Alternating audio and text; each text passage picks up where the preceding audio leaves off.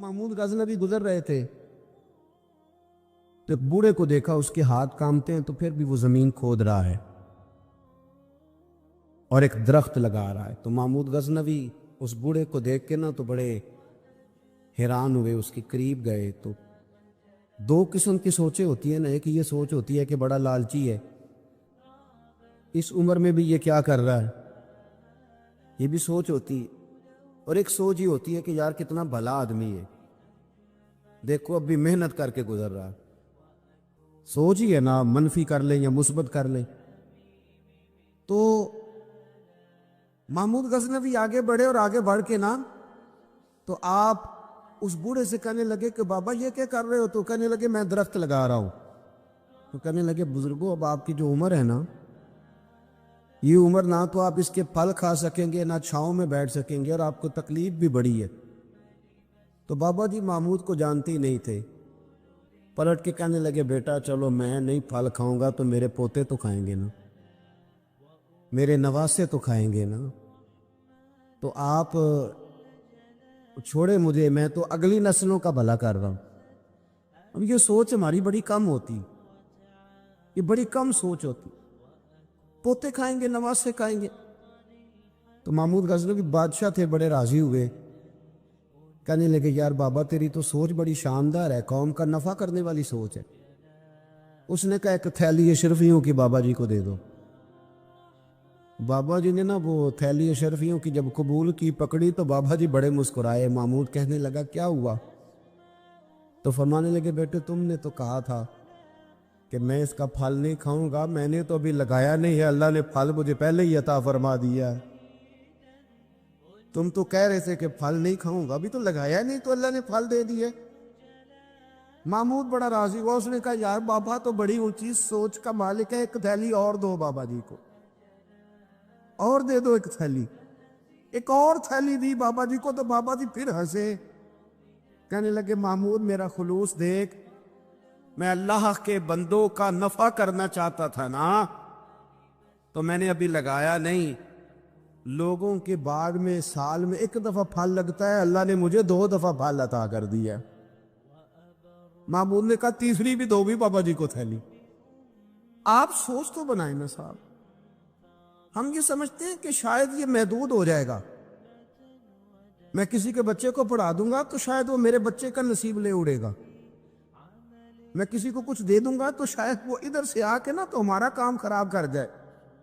او بھائی ایسا نہیں ہوتا، اس کو سمجھ، میرا رب تو بڑا کریم ہے، تو بانٹتا جاتا ہے تو اللہ تجھے نوازتا جاتا ہے، تو دیتا جاتا ہے تو اللہ تجھے عطا کرتا جاتا ہے۔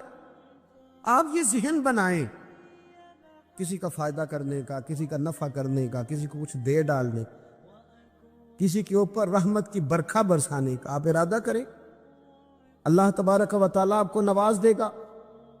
ہم جہاں بیٹھے ہوتے ہیں نا، لوگوں کو ہماری ضرورت ہوتی ہے۔ حضرت عبداللہ ابن عمر رضی اللہ تعالیٰ عنہ نے 100 دینار الگ کر کے رکھا ہوا تھا، پورا 100 دینار، بہت بڑے پیسے ہوتے تھے اس زمانے میں۔ تو آپ کے بچے کہتے کہ ابا جی یہ پیسے سائڈ پہ کیوں رکھے ہوئے ہیں؟ تو فرماتے پتر یہ میں نے لوگوں کو ادھار دینے کے لیے رکھے ہوئے۔ خاصی مشکل بات نہیں کر دی میں نے، ہماری تو دکانوں پہ لکھا ہوا ہے ادھار بند ہے، موٹا کر کے لکھا ہوا ہے ادھار بند ہے، یعنی نقد والے آ جاؤ، ادھار والے بالکل نہ آنا۔ تو ادھار کون لیتا ہے؟ امیر آدمی۔ اور بھائی سنیں، ادھار کون لیتا ہے؟ غریب آدمی۔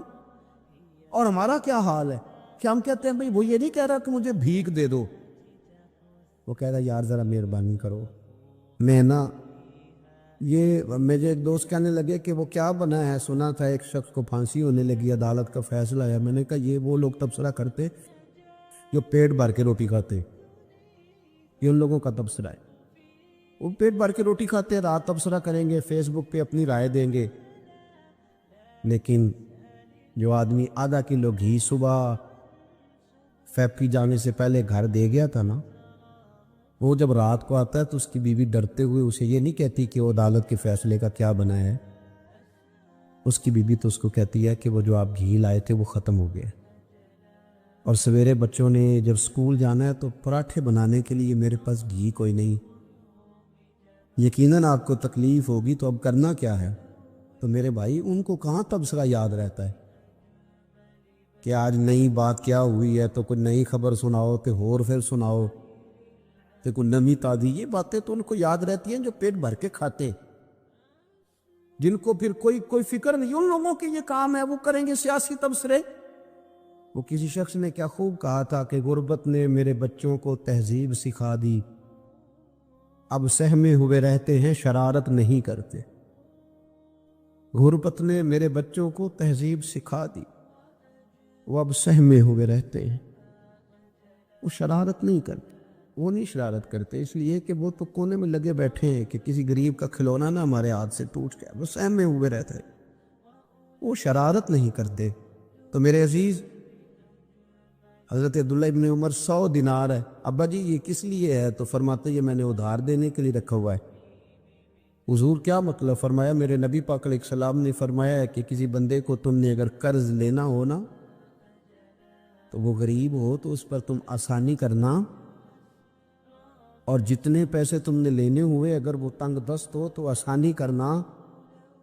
فرمایا جتنے پیسے تم نے لینے ہوئے جتنے دن گزر گئے اللہ روزانہ اتنے پیسے صدقہ کرنے کا تمہیں ثواب عطا فرمائے گا. تو میں نے یہ غریبوں کی مدد کے لیے رکھے ہوئے ہیں. کوئی غریب لے جاتا ہے اپنا کام چلا لیتا ہے، پھر وہ واپس کر دیتا ہے تو میں کسی نئے کو دے دیتا ہوں، تو اپنا کام چلا لیتا ہے. یارو ہاں کچھ لوگ ایسے ہوتے ہیں جن کے جنازوں پہ لوگ آ کے بتاتے ہیں، جنازوں پہ آ کے بتاتے ہیں کہ جب میری بیٹی کی شادی تھی تو یہ بابا رات کی تنہائی میں آیا تھا. جنازوں میں آ کے لوگ بتاتے ہیں کہ ہاں فلانی سردیوں میں جب میرے کپڑے میرے پاس موجود نہیں تھے تو یہ آیا تھا مجھے جوڑا دینے. اور پھر لوگ بہت بڑے پروفیسر، لیکچرار، عالم فاضل آ کے بتاتے میرے پاس کتابوں کے پیسے کوئی نہیں ہوتے تھے، اور یہ مرد کلندر تھا جو ہر امتحان سے پہلے آتا تھا اور آ کے مجھے کہتا تھا کہ یہ پیسے رکھ لو، کوئی نہیں میں لے لوں گا واپس ہو جائے. یار کسی کو آسانی دینے کا ارادہ تو کریں. مسلم شریف کی حدیث ہے، میرے رسول کریم سید عالم صلی اللہ تعالیٰ علیہ وسلم نے ارشاد فرمایا کہ تاجر قیامت میں اللہ کی بارگاہ میں کھڑا کیا جائے گا تو اللہ فرمائے گا جاؤ میں نے تمہیں جنت دے دی، جاؤ جنت میں. تو پتہ تو سارا ہے نا سردار نے کی ہیں. تو وہ اللہ کے حضور حاضر ہو کے عرض کرے گا مالک میں تو اپنی خطائیں جانتا ہوں کتنی زیادہ ہیں، اللہ میں تو مستحق نہیں تھا، تو میرے مالک یہ جو کرم ہوا ہے اس کا سبب پوچھ سکتا ہوں؟ سبب کیا ہے اس کرم کا، اس رحمت کا؟ تو رب کریم ارشاد فرمائیں گے کہ جب تم نے دکان پہ جو سیل مین رکھے ہوئے تھے، جب تم ان کو بھیجتے تھے لوگوں سے پیسے لانے کے لیے، کیا ریکوری کرنا کہتے کہ گرائی بھی عقید ہے، تو وہ جب تم بھیجتے تھے لوگوں کو تو کیا کہہ کے بھیجتے تھے؟ ذرا بتاؤ تو صحیح. تاجر ہے، سادہ آدمی ہے، تو وہ کہتا ہے اللہ میرے دل میں تیرے بندوں کا بڑا خیال تھا تو میں یہ کہہ کے بھیجا کرتا تھا کہ جس کے پاس ہوئے اسے لے لینا، اور جو تنگ دست ہوا نا اسے تنگ نہ کرنا، اگلی دفعہ لے لیں گے. تو رب کریم فرمائے گا تو میرے بندوں پہ آسانیاں کرتا تھا تو میں تیرے اوپر آسانی نہ کروں؟ یہ مسلم شریف کی حدیث ہے، میں آسانی نہ کروں؟ وہ تیرا یہ لفظ کہ جو تنگ دست ہے اسے وسعت دے دو، کوئی نہیں کل پرسوں ترسوں آ جائے گے. فرمایا بس اسی کی برکت سے آج میں نے تجھے جنت دینے کا ارادہ کر لیا. میں کبھی کبھی محسوس کرتا ہوں ہمارے احساسات میں تیزی کے ساتھ تنگی آئی ہے، سوچ کا دائرہ کار محدود ہوا ہے، محدود. یہ ہم تھوڑے سے مذہبی لوگ ہیں نا، ہر آدمی کا اپنا شعبہ ہوتا ہے، آپ کا بھی شعبہ ہوگا. لوگ کہتے ہیں حضرت جی ٹائم دے دیں، سیالکوٹ میں فلانی جگہ پہ محفل کرنی ہے، تو میں کہتا ہوں کہ یار وہاں محفل ہوتی ہے وہیں آ جانا. کہتے نہیں ہم نے اپنی کرنی ہے. تو میں کہتا ہوں وہ کس کی ہے؟ یعنی وہ جو آپ نے اپنی کرنی ہے، یعنی اس مسجد میں آپ آئے تھے تو اب آپ اس مسجد میں بھی آئیں. تو صاحب میں آپ کے محلے میں آتا جی وہ مسجد جو تھی نا وہ جنوب والی تھی، اب شمال والی میں ٹائم دے. وہ ان کی مسجد میں آپ آئے تھے، فلانے علامہ صاحب کی، ہماری تو نہیں آئے. اور میں نے کہا یار بس کرو، مسجدیں بھی جب تقسیم ہونے لگ گئی ہیں. یہ بھی تقسیم ہوگی کہ وہ اس کی اور یہ اس کی ہے. یعنی آپ اندازہ کریں کہ ہماری یہ سوچ ہے کہ اس میں بھی کہیں کوئی ایسا عنصر نہ ہو کہ کوئی اجتماعیت کہیں نظر آ جائے. اور یار ایسے تو نہ کرو. یہ ایک مذہبی اجتماع ہوتا ہے, اس کے اندر بھی لوگ کہتے ہیں کہ انتظامیہ دعوت دے گی. یہ کس کے دین کا کام ہو رہا ہے؟ اللہ اور اس کے رسول کے. تو اس کی انتظامیہ کچھ 6 بندوں پہ مشتمل ہونی چاہیے کہ ساری امت انتظامیہ ہونی چاہیے. لیکن ہم نے نا یہاں بھی تقسیم کر دی, یہاں بھی گروہ بندی کر دی, یہاں بھی ہمارا مزاج اور طرح کا بن گیا. اگر آپ کا دل بڑا ہو جائے, تھوڑا اللہ کے بندوں کو آسانی دے. میں کہا کرتا ہوں جنت بہت بڑی ہے میرے بھائی, مہربانی کر ذرا دوسرے کو بھی جگہ دے, وہ بھی جنت میں داخل ہو جائے. وہ بڑی وسیع ہے, تو تھوڑی مہربانی کر, اتنا محدود نہ کر اس کو, تھوڑی سی نا آسانی کر. اللہ بڑا کریم ہے, جگہ دے انشاءاللہ تعالیٰ. جو کسی اور کا مرید ہے وہ بھی جنت میں جائے گا اللہ کے فضل سے, وہ بھی جائے گا, پر تھوڑی گنجائش دے, محل لے کے وہ بھی جائے گا. نے تو بڑا محدود کر کے رکھا ہوا. میرا خیال ہے مشکل سے 25-30 لوگ ہیں اگر ہم جانے دو اپنے محلے میں سے. باقی تو سب کے لیے ہم نے بین کر دیا. خدا را یوں نہ کرے, اس سے دقت ہوگی. داتا گانجی بخش علی حجویری رحمت اللہ تعالی علیہ کشف المعجوب میں فرماتے ہیں کہ ایک شخص نہ پہاڑ کی چوٹی پہ عبادت کرتا تھا, تو لوگ اس سے ملنے کے لیے جایا کرتے تھے. تو رستے میں نا ڈھلان بڑی سخت تھی. لوگ اس کے اوپر سے جب چڑھ کے جاتے نا تو اکثر لوگ گر جاتے. اس کے دل میں ایک دن خیال آیا کہ یہ ڈھلان نہ ہوتی تو کیا ہوتا. تو رب کریم نے اس وقت کے پیغمبر علیہ السلام کو وہی فرمائی کہ اسے کہو تو میری تخلیق پہ اعتراض کرتا ہے. نہ ہوتا تو کیا ہوتا؟ فرمایا اسے کہہ دو کہ تیرا نام میں نے اپنے نیک بندوں کی صف سے کاٹ کر نافرمانوں کی صف میں لکھ دیا. وہ کہہ دو. اللہ کے نبی نے پیغام دیا تو وہ سجدے میں گر گیا. وہ تجھے کیا ہوا؟ کہنے لگا حضور آپ نے کہا ہے نا کہ اللہ نے میرا نام لیا ہے. میں کہاں, اور میرے رب نے میرا نام لے لیا ہے. حضور چلے, میں تو سمجھتا تھا میں کسی کھاتے میں نہیں, اللہ نے میرا نام لے لیا, یعنی میرا نام. اسے تو وجد ہو گیا. وہ پیغمبر کی بارگاہ میں عرض کرنے لگا حضور آپ میرا پیغام اللہ کی حضور عرض کر دیں گے؟ کہا ہاں میں کہہ دوں گا. تو وہ عرض کرتا ہے حضور اللہ کی بارگاہ میں یہ عرض کیجئے کہ یا اللہ میرے لیے جہنم کا فیصلہ تو ہو ہی گیا ہے, لیکن مالک میرا دل کرتا ہے کہ میرا وجود اتنا بڑا کر دے, اتنا بڑا کر دے, تو قادر ہے اتنا بڑا کر دے کہ ساری دوزخ میں ہی پورا آ جاؤں. اللہ میرا دل نہیں کرتا تیرا کوئی اور بندہ جہنم میں جائے.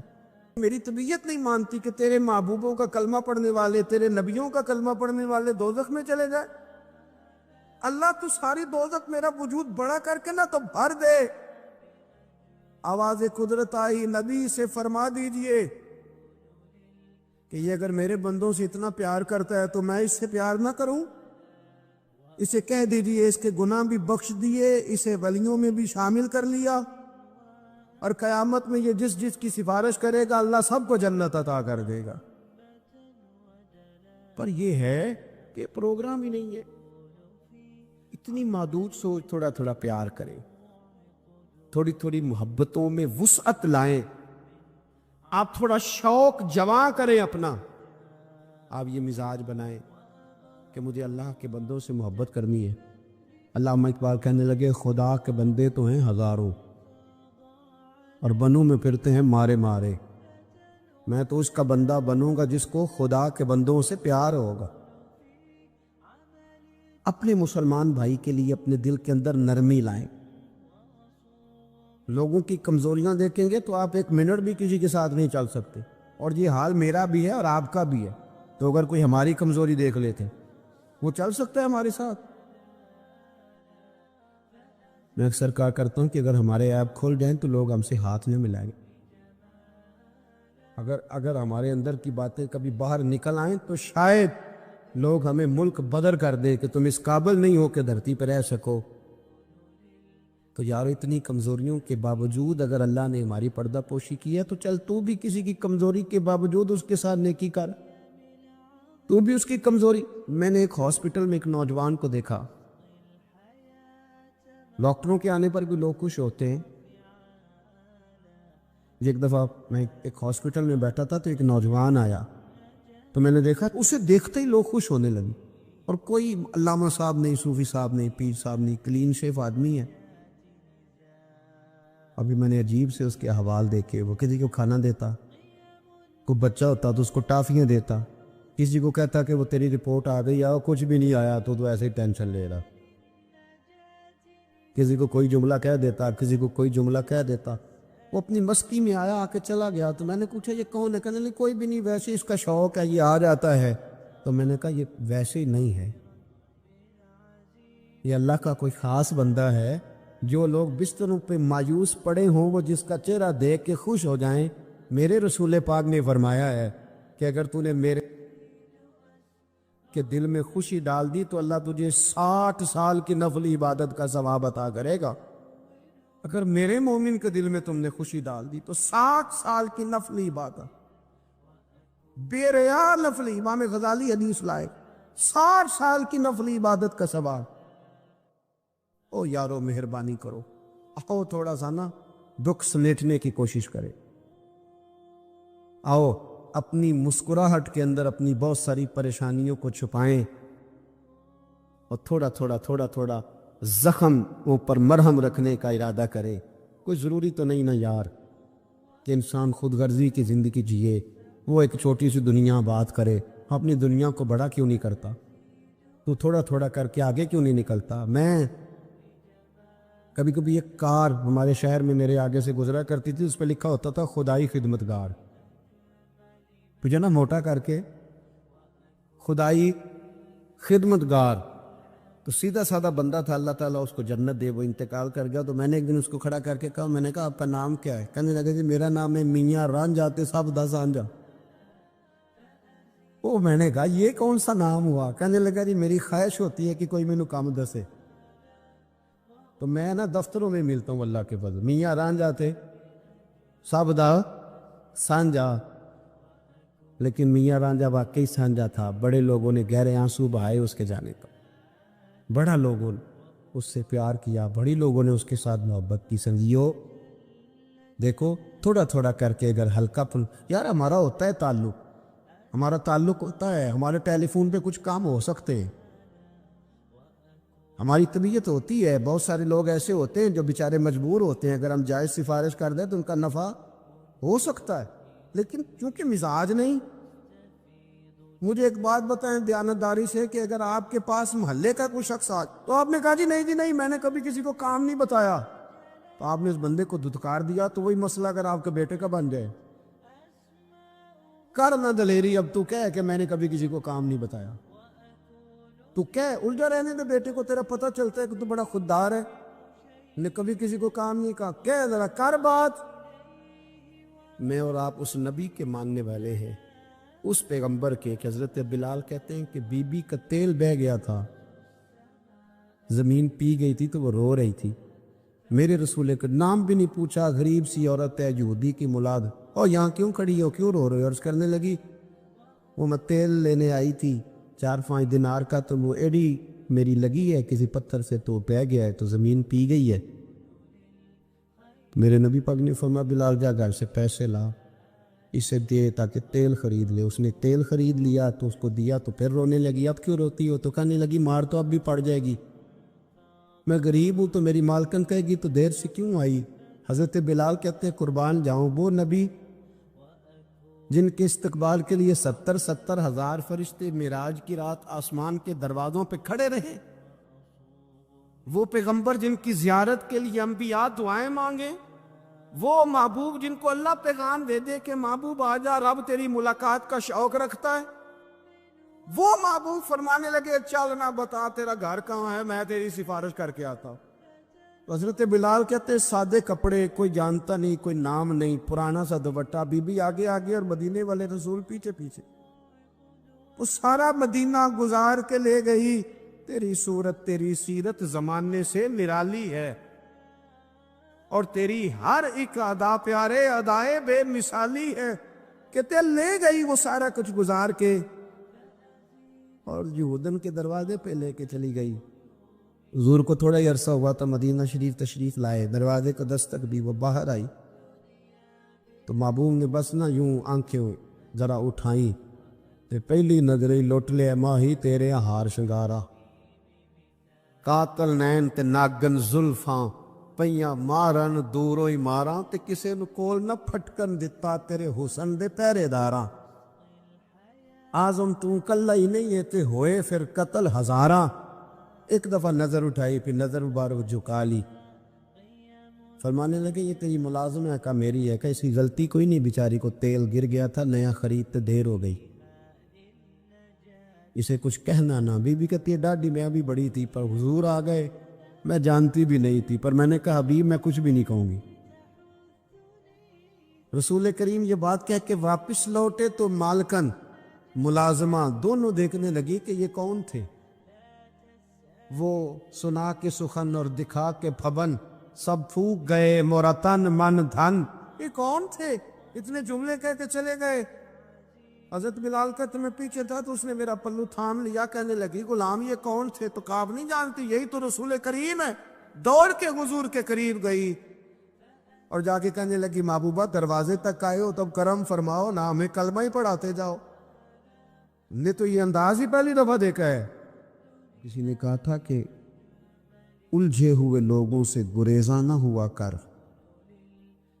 اور حالات کی قبروں کے یہ کتبے بھی پڑھا کر، ہر وقت کا ہنسنا تجھے برباد نہ کر دے، تنہائی کے لمحے ہوں تو کبھی رو بھی لیا کر۔ کبھی اکیلے میں نا رونا بھی چاہیے، یہ جو رونا ہوتا ہے نا، رونا دل دی میل گواوے، نالے وچھڑے یار ملاوے۔ آپ یقین کریں زندگی گزر گئی لوگوں کی روتے پر دنیا داری کے لیے، گھر کے حالات کے لیے، اپنی عزت کے لیے۔ کاش کبھی رب کے لیے بھی روئے ہوتے، کبھی اس کے خوف میں روئے ہوتے۔ نبی پاک علیہ السلام کے صحابہ پر نہ خوف طاری تھا اللہ کا، اور وہ خوف غلبہ کرتا تھا، باتوں میں نہیں، تقریروں میں نہیں، نشستن گفتن برخاستن نہیں، لوگوں کو دکھانے بتانے کے لیے نہیں، اپنے دنیاوی معاملات کو بہتر کرنے کے لیے نہیں، بلکہ رب کا خوف ان لوگوں پر طاری ہوتا تھا۔ اللہ کے محبوب علیہ السلام نے نا آیہ مقدسہ تلاوت کی، یا ایھا الذین آمنوا قوا انفسکم واہلیکم نارا وقودھا الناس والحجارہ، اے ایمان والو خود بھی دوزخ کی آگ سے بچو اور اپنے گھر والوں کو بھی بچاؤ، اور اس آگ سے بچو جس کا ایندھن آدمی اور پتھر ہیں۔ تو ایک نوجوان صحابی نے سنا تو وہ ڈر گئے، کانپ گئے، اتنا ڈرے کہ کانپ کر بے ہوش ہو گئے قرآن پاک سن کر۔ حضور علیہ السلام نے ان کے دل پر ہاتھ رکھا تو دل دھڑک رہا تھا۔ حضور فرمانے لگے پڑھنا کلمہ لا الہ الا اللہ محمد الرسول اللہ صلی اللہ تعالی علیہ وسلم۔ صحابہ نے عرض کی یا رسول اللہ صلی اللہ علیہ وسلم جی ہم سے سبقت لے کے آ۔ حضور فرمانے لگے یہ رب سے ڈرا ہے، رب نے اس کے لیے جنت کا فیصلہ فرما دیا۔ رونے والا ایک بھی ہو تو باقیوں کا بھی کام بن جائے۔ ایک ہو نا جس کی آنکھوں میں آنسو، کوئی یار کے لیے روئے، کوئی محبوب کے لیے روئے، کوئی حضور کے مدینے کے لیے روئے، کوئی بیت اللہ کی حاضری کے لیے روئے، کوئی اس لیے روئے کہ رب راضی ہو جائے، کوئی اس لیے روئے کہ وہ کرم نوازی کر دے، کوئی اس لیے روئے کہ وہ مجھ سے حساب نہ مانگنا۔ اگر طبیعت نے یہ بات، نبی پاک صلی اللہ تعالی علیہ وآلہ وسلم تقریر فرما رہے تھے، حضور گفتگو کر رہے تھے، محفل میں بیٹھے ہوئے صحابہ میں سے ایک بندہ رو پڑا، اللہ کے پیارے رسول صلی اللہ تعالی علیہ وسلم نے اس ایک شخص کے رونے پر ارشاد فرمایا اگر آج تمہارے درمیان وہ تمام مومن موجود ہوتے جن کے گناہ پہاڑوں کے برابر ہیں تو اللہ تعالیٰ اس بندے کے رونے کی برکت سے سب کے گناہوں کو معاف فرما دیتا۔ حضور فرمانے لگے یہ رویا ہے نا تو فرشتوں نے رب کی بارگاہ میں دعا کی ہے مالک اس کی وجہ سے نا دوسروں کو بھی معافی عطا فرما، اس کی شفاعت قبول کر لے دوسروں کے حق۔ میرے دوستو اپنے دل کو خشیت والا کریں، اور صحیح بخاری میں لفظ ہیں، نبی پاک صلی اللہ تعالی علیہ وسلم نے فرمایا، ایک شخص تھا، بخاری مسلم میں موجود ہے، ایک بندہ تھا، اسے نہ بڑا ڈر آتا تھا کہ رب جب سوال پوچھے گا تو میں نے کیا جواب دینے ہیں۔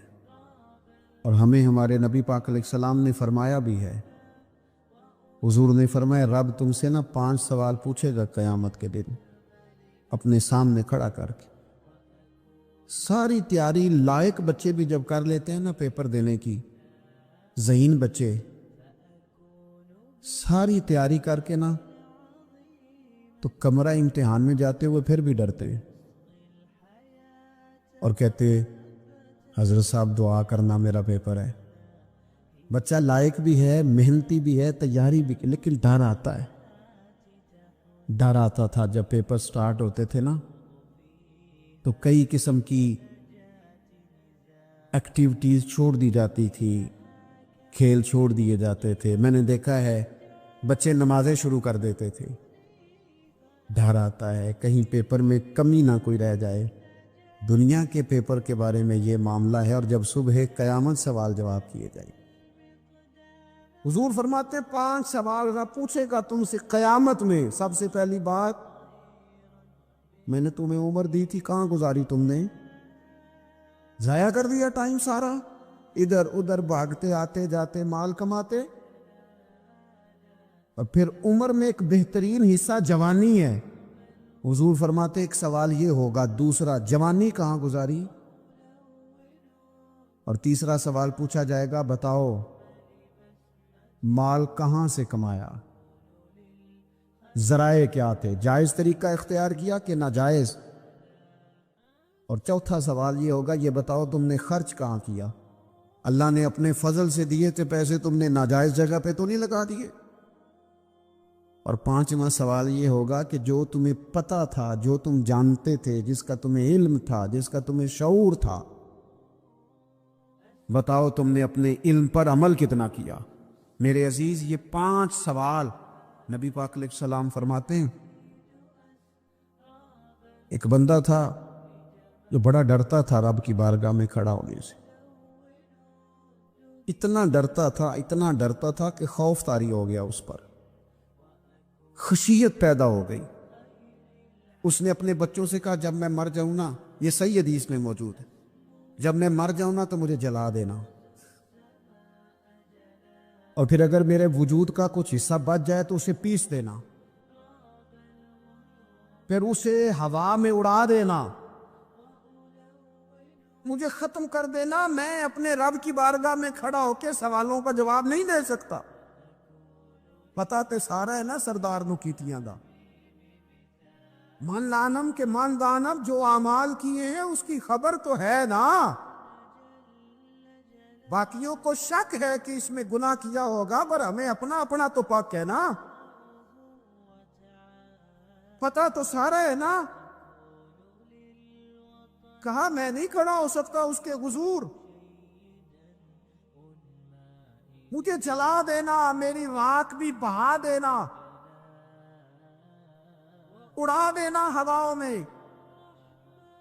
نبی پاک علیہ الصلوۃ والسلام فرماتے بندہ تھا سچا، یہ کام اس نے کیا اللہ سے ڈر کے۔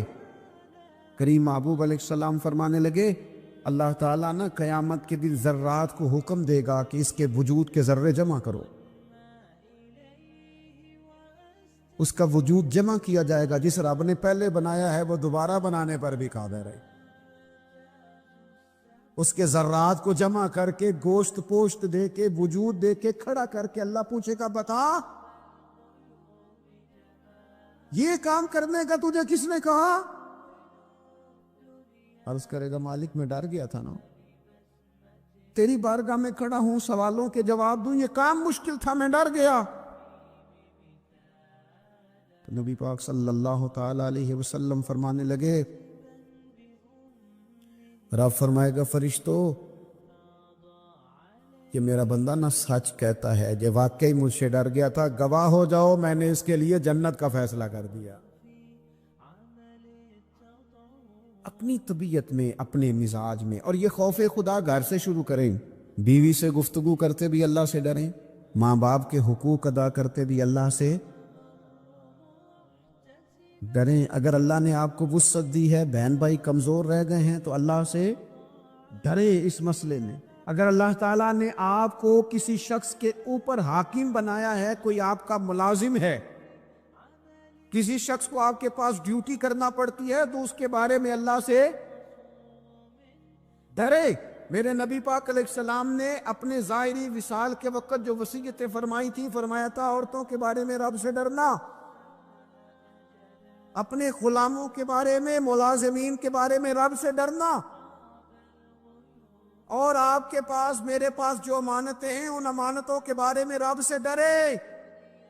اور ہمارے پاس جو دین کی امانت آئی ہے، ہمیں جو نبی پاک کا امتی بنایا گیا ہے، ہمیں جو کہا گیا ہے کہ تم رسول اللہ صلی اللہ علیہ وسلم کے اعلیٰ اخلاق پہ عمل کرنا، تو ڈرو نا اس بات سے. اتنے عظیم رسول کے امتی ہو کر ہمارے حالات کیا ہیں،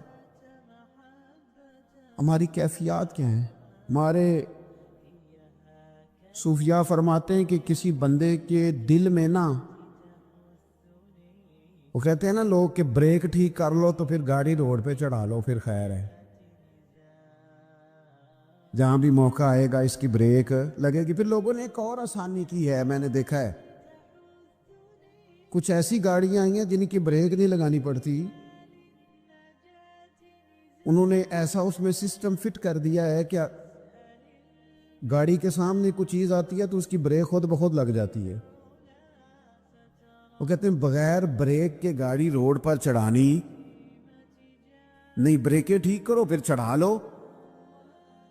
صوفیاء فرماتے ہیں کہ تم اگر چاہتے ہو نا کہ انسان جرم نہ کرے، خطا نہ کرے، لوگوں کو تنگ نہ کرے، تو اسے سوسائٹی کے اندر بھیجنے سے پہلے اس کے دل میں اللہ کا خوف پیدا کر دو. اگر اس کے دل میں تم خدا کا خوف پیدا کر دو گے، پھر تم اسے جہاں بھی چھوڑ دو گے وہ کوئی نقصان نہیں کرے گا. لیکن اگر خوف خدا نہیں نہ ہوگا، اگر اللہ کا ڈر نہیں ہوگا، پھر وہ لوگ دیکھتے ہیں کہ لوگوں کو کیسے مطمئن کیا جائے، لوگوں کی آنکھوں میں دھول کیسے جھونکی جائے.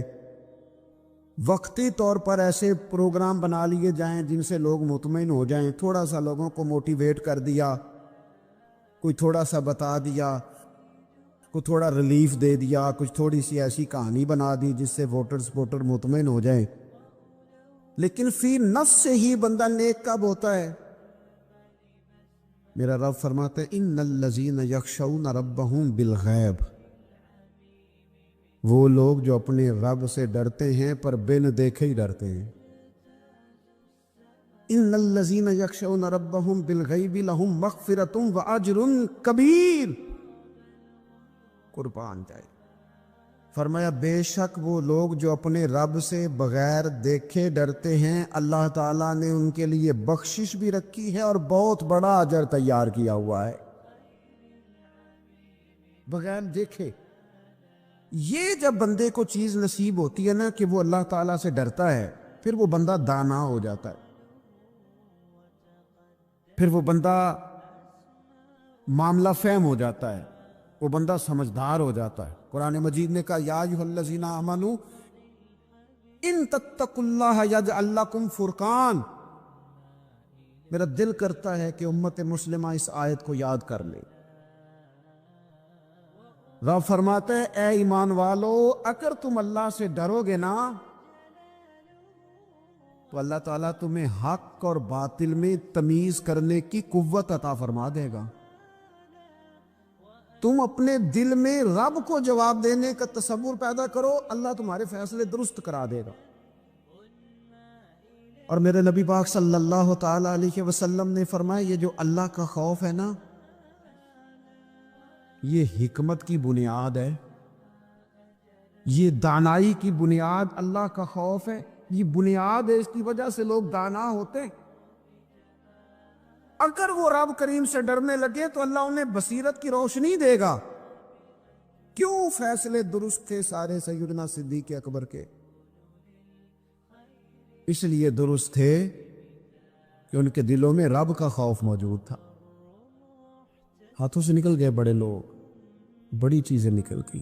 ہماری تیاری ہے سب کی، وہاں جانے سے کسی کو مفر نہیں اور کسی کو مکر نہیں. جانا ہے اپنی زندگی کے اندر خشیت الہی. کچھ کام فقط اس لیے چھوڑ دیں، کوئی ہمیں روکنے والا نہیں، ٹوکنے والا نہیں، منع کرنے والا نہیں، دیکھنے والا نہیں. اس لیے چھوڑ دو کہ میرا رب نہ ناراض ہو جائے.